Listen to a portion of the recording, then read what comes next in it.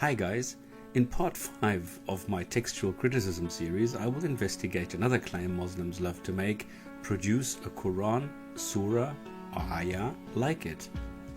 This is considered in many cases as the killer argument. First, let's take a look where this claim actually comes from. I found numerous verses which challenge others to match the Quran, and there might even be more. Now, to abrogate means to repeal or abolish by authority, which is fair enough. But if it was perfect in the first place, why, or better how, could it be substituted by something better or similar? Everything you need to know is written on these pizza boxes.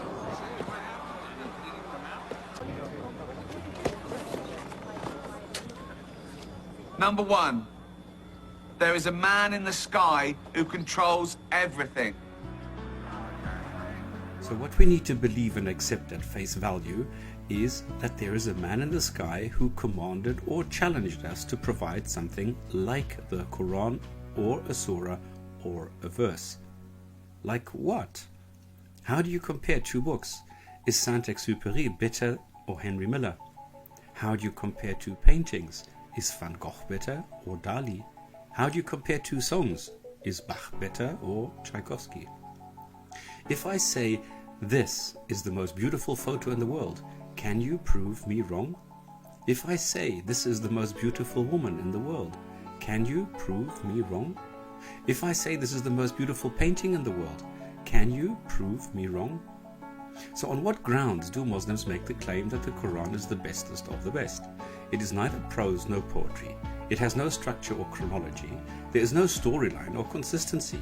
Bits and pieces are sprinkled throughout the text, and, as I have shown in previous videos, topics are found in different parts of the book. Correcting an error would in itself constitute an improvement, so fixing grammatical errors alone would be an improvement. So what would a Quran Mark II look like?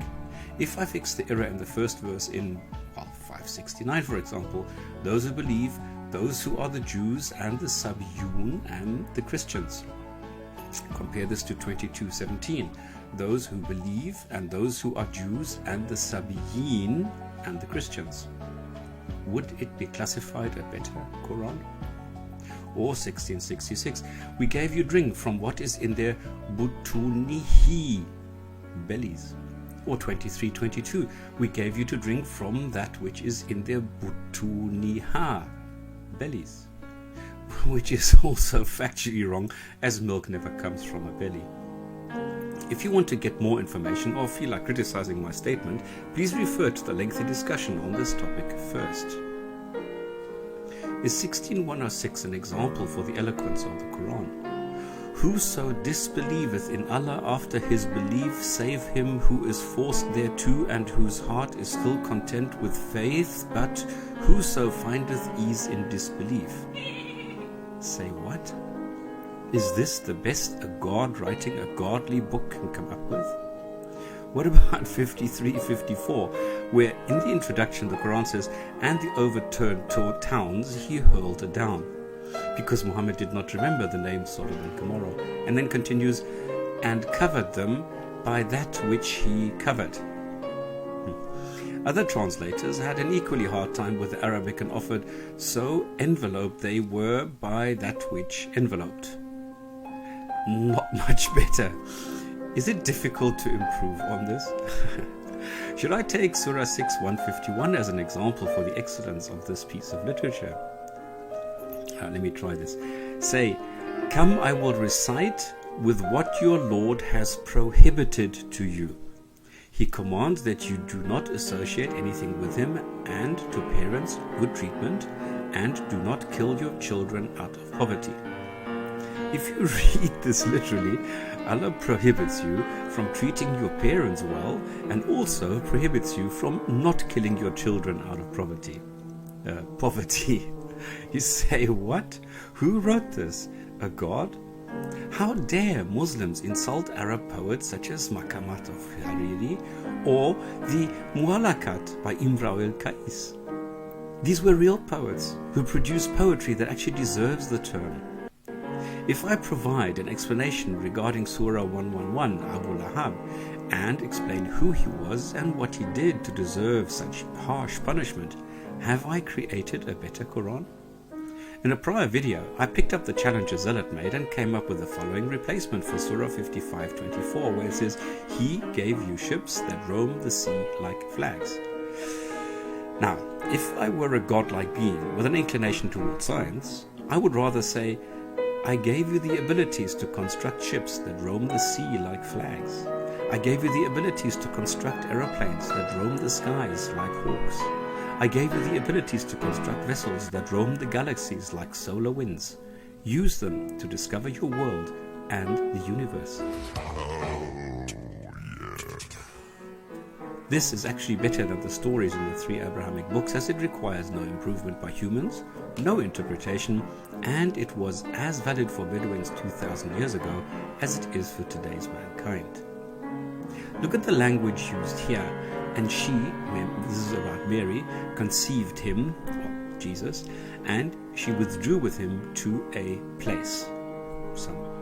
Feeling sorry for herself in 1924, it says, "Then one cried unto her from below, saying, Grieve not, thy Lord hath placed a rivulet beneath thee." Quaint, but what does it mean? Now, allowing Syriac into this verse instead of sheer Arabic, we would get, "Grieve not, thy Lord hath made your delivery legitimate," instead of the nonsensical, "Grieve not, thy Lord hath placed a rivulet beneath thee." The same happens here in 2:259. "Just look at thy food and drink which have rotted. Look at thine ass." Now, allowing a Syriac word to be used, it changes into, "Just look at thy food and drink which have rotted. Look at thine condition." Well, which makes more sense as well. The Quran claims it is the source for pure Arabic, but if you allow non-Muslim scholars a linguistic analysis of the Quran, you find these foreign words in the book. But you will only find these and allow them into the book if you allow what Muslims love so much: an open heart and an open mind. Will any Muslim accept these words as being foreign to exist in her or his book? Why would a book challenge anyone to produce a replacement? Arrogance? Who would judge the level of this replacement? What about all those better or improved versions? Will they be summarily dismissed? Has a Muslim ever looked at the collection of better surah? It is written completely in Arabic, so nobody can apply the "read it in Arabic" apology. Initially, in this interest of free exchange of religious ideas and learning, fundamental Muslims shouted blasphemy and "I'm offended" and urged the agitators to complain, which they did vociferously, resulting in AOL deleting the site. But the internet does not easily forget, so it has found its new home at the address above. Conclusion. As I have shown, the Quran is not exactly a literary masterpiece. Contents is left unexplained and dotted throughout the book, leaving room for human improvement. There are several improvements on the net, but somehow I doubt all Muslims will easily accept them. Muslim scholars have, as they quite rightly point out, that mere shortcomings of the book called the Quran does not in any way change the primary message and tenets of Islam and its 5 pillars. Can you accept the shortfalls along with the suggested improvements, especially if you are a believing Muslim? Thank you for your time. It can only be attributable to human error.